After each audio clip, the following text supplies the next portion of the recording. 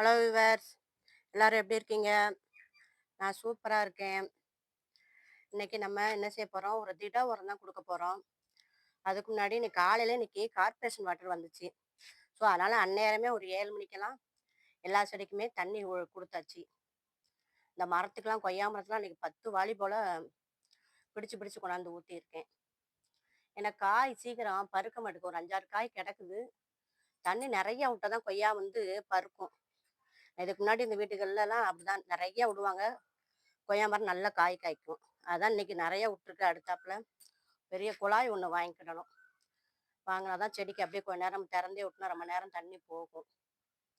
நம்ம சும்மா கப்புட்டு ஊத்துறதெல்லாம் அதுக்கு சரி வராது. வாங்க வீடியோக்குள்ள போவோம். வீடியோக்குள்ள போறதுக்கு முன்னாடி ஜோதி ஃபார்மிங்க சப்ஸ்கிரைப் பண்ணிக்கோங்க. அதில் ஆளுங்கிற பெல் ஐக்கான கிளிக் பண்ணிக்கோங்க. அப்போனா தான் நான் போடுற வீடியோ வந்து உங்களுக்கு உடனுக்குடனே நோட்டிஃபிகேஷனாக கிடைக்கும். வாங்க செடியோட அப்டேட் கொஞ்சம் பார்ப்போம். பார்த்துட்டு வீடியோக்குள்ள போவோம். இது ஒரு ஹாப்பி நியூஸ். இது குடமிளகாவே தான் வியூவர்ஸ். இங்க பாருங்க பூவே எவ்வளவு பெரிய பூவா இருக்கு பாருங்க. மிளகா பூவு இவ்வளவு நாள் வச்ச மிளகா செடியில இதுதான் பெரிய பூவா இருக்குது. ஸோ இது குடமிளகாவா தான் இருக்கும்னு ஒரு ஃபுல் கான்ஃபிடென்ட் வந்துருச்சு. நீங்களும் இதை பார்த்துட்டு என்ன மிளகா செடின்னு சொல்லுங்க. இந்த சாதா மிளகாலாம் இந்த குட்டி குட்டியா தான் பூக்குது பாருங்க. இந்த எங்கேட்டும் பூ இருக்குது பாருங்க. இந்த குட்டி குட்டியா தான் மிளகால பூ பூக்குது. இந்த இதெல்லாம் பாருங்க.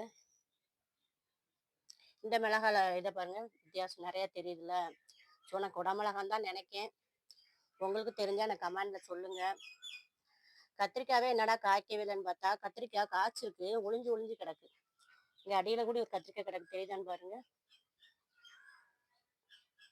இன்னைத்தான் பார்க்கேன் நான். மறுநாள் அங்கேயும் செடியில 2 கத்திரிக்காய் கிடக்குது. நான் என்னடா காய்க்கவே இல்லையே, செடி பட்டு போச்சுன்னு நினைச்சேன். காயெல்லாம் கிடக்கத்தான் ஏன்னு நம்ம தான் பார்க்காம விட்டுருக்கோம். செடியெல்லாம் நல்லா செழிப்பா இருக்குது.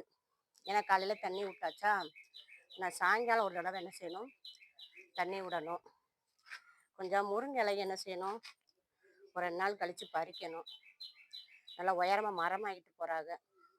ஒடிச்சு ஒடிச்சு விட்டாதான் முருங்கை வந்து கீழேயே இருக்கும். மேலே வரைக்கும் போனால் காய் பறிக்க முடியாதுல்ல. வாங்க என்ன உரம்னு சொல்லி பார்ப்போம்.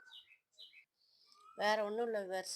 அவங்க டீ வேஸ்ட்டை வீட்டில் போட்டதை நான் இதில் வந்து மல்லி, சுக்கு, திப்பிலி, சித்திரத்தை எல்லாமே போட்டு வச்சுருப்பேன்.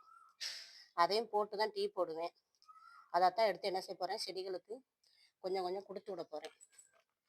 நீங்களும் இதை என்ன செய்யுங்க, டீ வேஸ்ட்டை கீழே போடாதீங்க.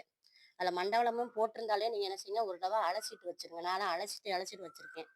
ஸோ அதனால் என்ன செய்யும், செடி நல்லா சிறப்பாக வரும்.